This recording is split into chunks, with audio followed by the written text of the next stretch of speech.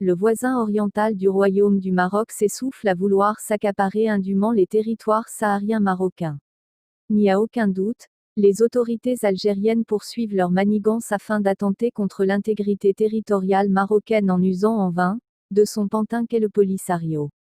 Il est acquis qu'aucun des membres permanents du Conseil de sécurité de l'ONU ni aucune grande capitale dans le monde ne reconnaît la fantomatique RASD créée sur ordonnance de la clique militaire algérienne. En outre, nul ne peut contester le fait que les généraux algériens, des loupards hors classe, s'obstinent à maintenir sous perfusion un mouvement terroriste qu'est le Polisario et à apporter son total soutien à un pseudo-État qu'est la RASD et ce, depuis près de 50 ans. Ces salonnards de généraux algériens s'évertuent à perte de manœuvrer contre la souveraineté du Maroc sur ses provinces sahariennes en instrumentalisant leur pantin polisarien. Mais en vain, la souveraineté du Royaume du Maroc sur le Sahara marocain est largement confortée au niveau international et le feu est passé au rouge annonçant une chute inévitable suite à la politique de l'autruche menée par le palais de la Mouradia contre le Maroc, insultant les défis réels du peuple des héritiers de l'émir Abdelkader.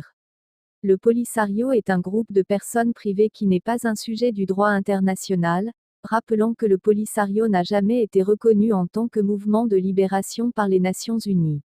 Il suffit de se référer à l'histoire du différend régional sur le Sahara marocain pour s'assurer que le Polisario n'existait pas. Ce soi-disant mouvement a été créé en 1975 à l'instigation de l'Algérie et de la Libye lors du retrait de l'Espagne du Sahara marocain. Même si le Polisario a proclamé la création de la pseudo-RASD et occupé un siège à l'Organisation de l'Unité africaine, outrepassant et violant les procédures d'admission, cette entité ne jouit d'aucune légitimité légale et démocratique, ni populaire pour prétendre représenter la population du Sahara marocain puisqu'elle n'exerce aucune autorité ou contrôle d'un quelconque territoire.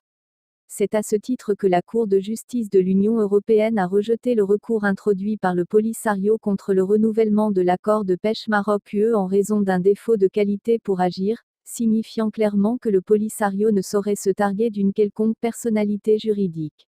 Il est indéniable, de plus, que le refus des responsables algériens de procéder à l'enregistrement des populations séquestrées sahraouis marocains des camps de la mort de Tindouf constitue une violation flagrante de leurs obligations internationales et favorise le détournement des aides humanitaires par les dirigeants du Polisario et les responsables locaux, pour leur enrichissement personnel, comme confirmé dans les rapports d'inspection du HCR, du PAM et de l'Office européen de lutte anti-fraude, OLAF, ainsi que par le Parlement européen.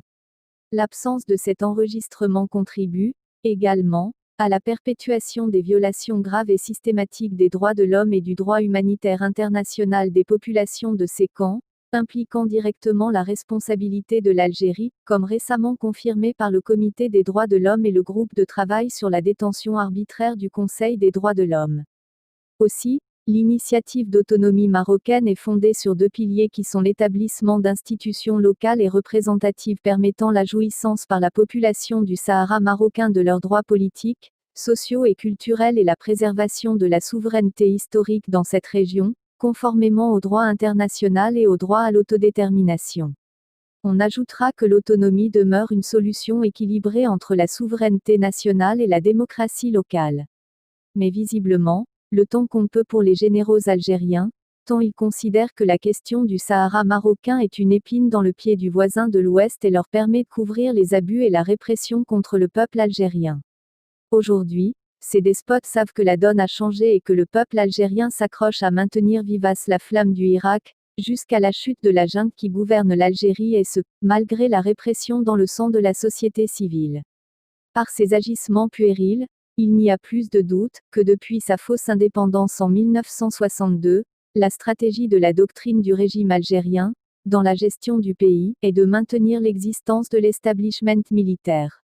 Fausse indépendance algérienne en raison des accords secrets signés avec l'ancienne puissance coloniale au sujet de la poursuite des essais nucléaires dans le Sahara algérien au cours desquels des Algériens en sont morts ou en portent toujours des séquelles. La honte des dirigeants algériens. Auteur.